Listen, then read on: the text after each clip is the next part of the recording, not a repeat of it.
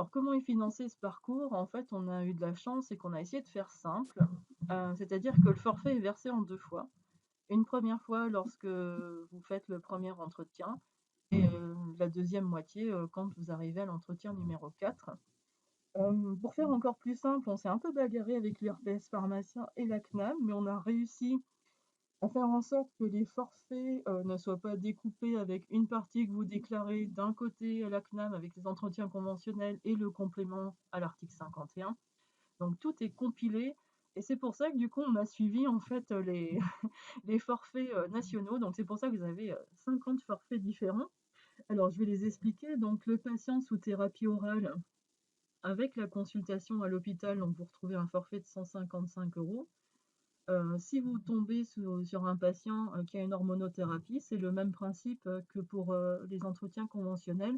Il y a 20 € de différence au niveau conventionnel, donc on retrouve les 20 € à cet endroit-là avec un parcours à 135 €.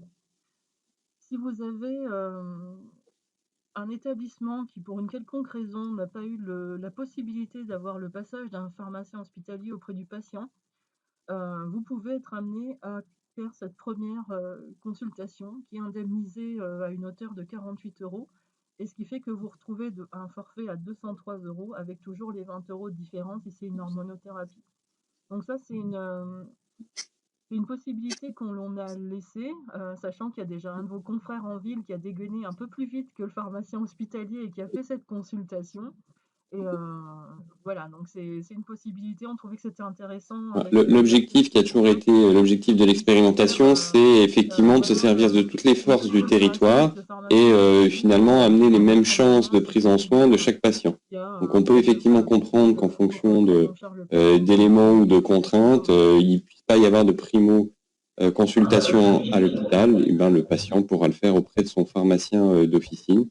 Et donc c'est vrai on a voulu cette possibilité, ça a été accepté. Et Nathalie a été un peu gentille en disant qu'on a dû se battre, mais on a dû vraiment insister beaucoup pour essayer de trouver un mode de fonctionnement simple pour les confrères et une rémunération un peu plus à la hauteur que ce qui était proposé habituellement. alors on va quand même un peu expliquer aussi, donc là j'ai expliqué le parcours, mais comment est-ce qu'on vous accompagne?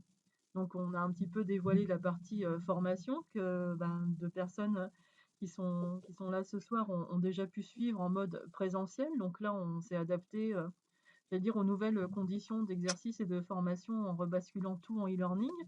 Donc voilà, et aussi l'envoi d'une mallette. Donc c'est vraiment une mallette au terme, c'est une petite sacoche, on va dire, avec tous les outils nécessaires pour que vous puissiez accompagner vos patients pendant ces séances. Ou comme je vous l'ai dit, c'est pas des séances d'information, mais c'est vraiment en mode posture éducative, entretien motivationnel, comme dans l'ETP, pour voir ce qui a été compris par le patient et aussi déconstruire un peu toutes les fausses croyances ou les inquiétudes que peuvent avoir les patients. Et vous avez évidemment l'application informatique, je vous montrerai quelques captures d'écran. Alors, la formation, on va dire, la première de sensibilisation à la posture éducative. Donc, comme je vous l'ai dit, hein, je vous ai remis le contact de Carole Coop en bas. Vous pouvez dès à présent lui demander des codes. Enfin, ce soir, elle vous les fera demain, évidemment. Mais vous pouvez lui demander les codes, il n'y a pas de souci. Avec le réseau, c'est vraiment pour vous accompagner, soit parce que vous avez eu un patient picto, soit parce que vous vous lancez dans les entretiens conventionnels. Donc voilà, profitez de la possibilité d'aller voir ces formations. On les a voulues très pratico-pratiques, c'est-à-dire qu'à l'époque, vos confrères qui ont suivi la partie qui était aussi en présentiel, ils ont eu 10 heures de formation.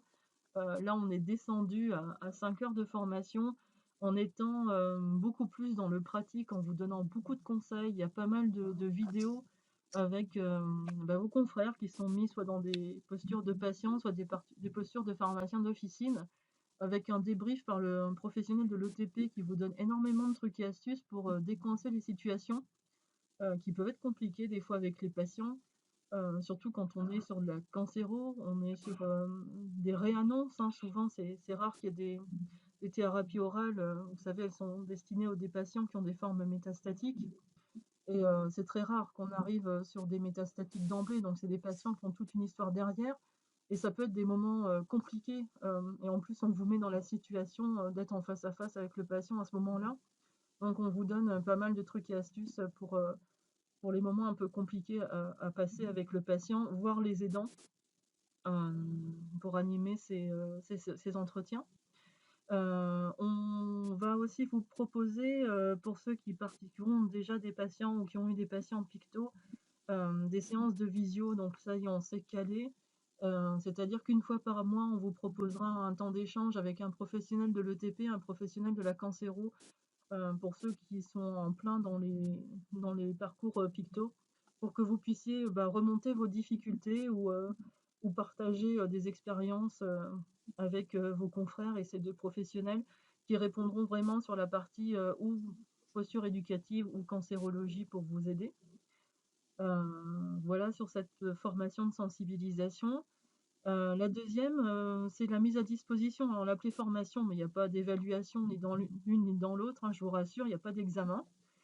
C'est vraiment pour vous aider au quotidien. Et là, c'est sur la gestion des effets indésirables, c'est-à-dire qu'on vous a fait des petits modules courts, très courts, 5 à 10 minutes. Alors, je crois que le plus long, effectivement, doit faire 15 minutes, sur une entrée par localisation d'effets indésirables. Et tous les effets indésirables sont décrits.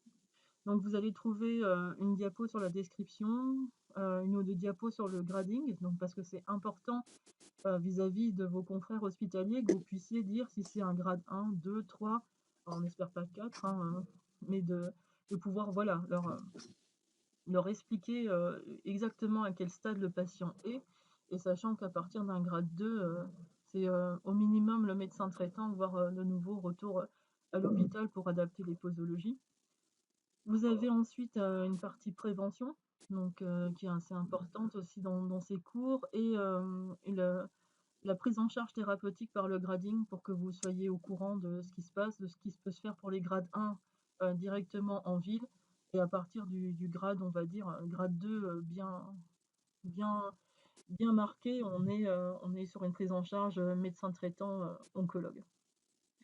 Donc voilà un peu ce qu'on vous propose pour vous accompagner, sachant que ces formations, comme je vous l'ai dit, hein, vous me les demandez, et ça peut vous aider complètement pour les entretiens conventionnels si vous voulez les mettre en place.